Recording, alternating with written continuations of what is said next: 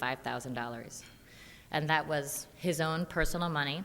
Much like Jeff Bezos, he had been a very successful businessman. And that was $2 million less than he had offered for it 2 years before. My grandmother wrote in her book that in 1947, he was as happy as a little boy because for the first time, the Washington Post was only going to lose $2 million. Remember, that's 1947 money, and that's his own personal money. So he invested in the Post from 1933. The first year it was finally profitable was 1955. So people forget that print was really only a very successful, profitable business for a pretty narrow window of time, sort of 40 to 50 years. Unfortunately, I missed that time. Yep, good timing, Catherine.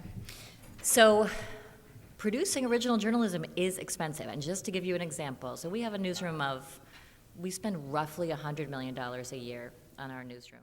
So I became publisher after having been in the business for roughly 12 years in 2008. Again, brilliant timing on my part. I knew our business was already in trouble. And then, of course, the economy fell off a cliff. I promised my uncle, Don Graham, and the board and the shareholders that I would get us back to profitability in 3 years. We did it in 1.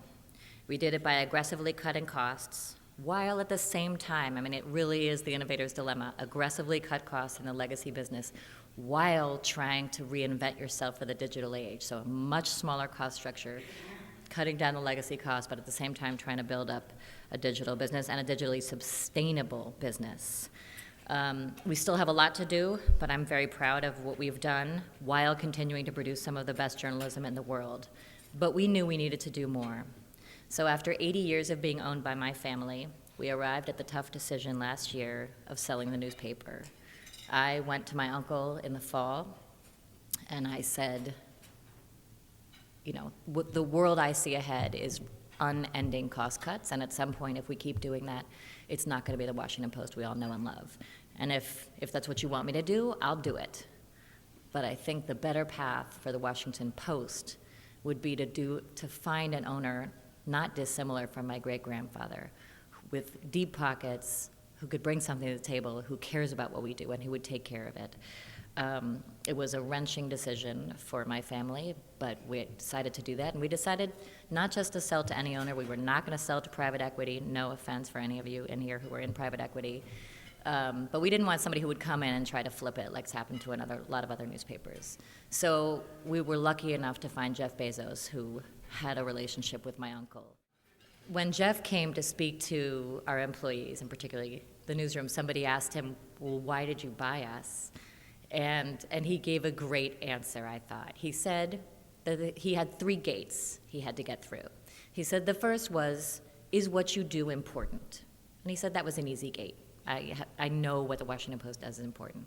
The second gate was harder. He said the second gate was, am I optimistic about the future of the Washington Post? Not newspapers broadly, but the Washington Post. And he said, you know what, I am optimistic. He said, I'm optimistic by nature. But he also said, I'm also optimistic about the future of the Post. And he said to the group of like 600 people from the newsroom, he said, if I weren't optimistic, I'd feel sorry for you guys, but I wouldn't want to join you. They like that. And the third gate was pretty easy, from our perspective at least. The third gate was, could he bring anything to the table? Could he add value? And we could have answered that for him, but he decided on his own that yes, he could bring something to the table and help us make this transition.